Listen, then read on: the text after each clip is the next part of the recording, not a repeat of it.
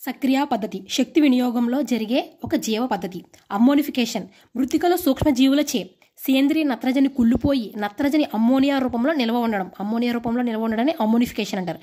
రసాయన స్వయం పోషితం carbon అసేంద్రియ carbon నుంచి శక్తి రసాయన పదార్థంగా ఆక్సీకరణం ద్వారా పొందే ఒక జీవి. సందిగ్ధ గాఢత ఒక ప్రత్యేకమైన ఒక మూలకం మొక్కల పెరుగుదలకు అవసరమైన కనీస మోతాదు. అంటే అతి ఎక్కువ మూలకం వచ్చేసిందని కొత్త పెరుగుదల తగ్గిపోతుంది.